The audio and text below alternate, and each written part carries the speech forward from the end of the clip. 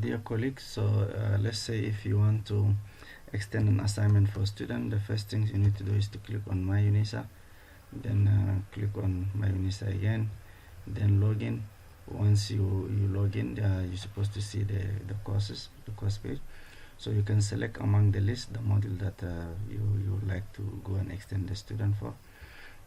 And then here you have two options. Either you scroll all the way down, and then once you see here, you can look assignment 1, or is it you want to do for assignment 2 or 3 or 4 or assignment 5.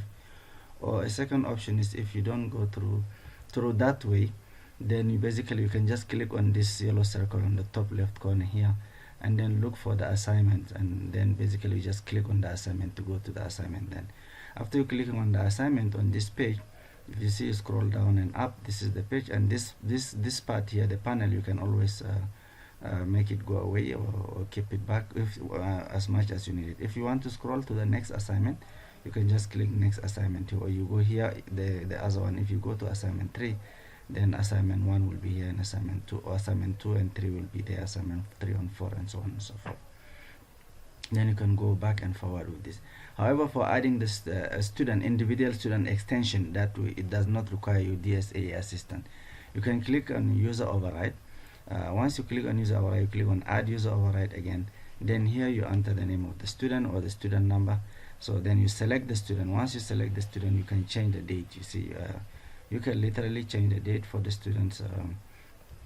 Maybe change even the cutoff date, so that the student can always be able to submit. And then you click save. You see, if you change here, changing the date, it will show on the student that it's been extended.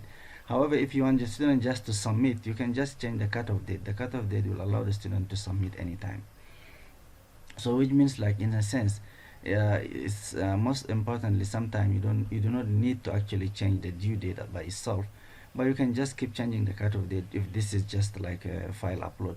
The only difference is if this was an MCQ, then it could be slightly different, that you will not have the cutoff date, but you will have to change the due date instead. So that's the only difference. And I think that's all for extending. As long as you click on save or save and enter the another override. So me, when I have, let's say, many students in the list, I use this one, save and enter override, so that I don't have to change all the time. However, if you use the save, if you have many students that you want to extend to, you have to again go back to that, repeat the same process that we did, and then repeat also this one here. So that's why if you have many students, then just use this option and then click save and enter another override. Then it will keep you this option. Then you can just enter the student number, and then click it again, and enter the student number, click it again. So it makes the whole process faster. Thank you so much. Thank you for listening.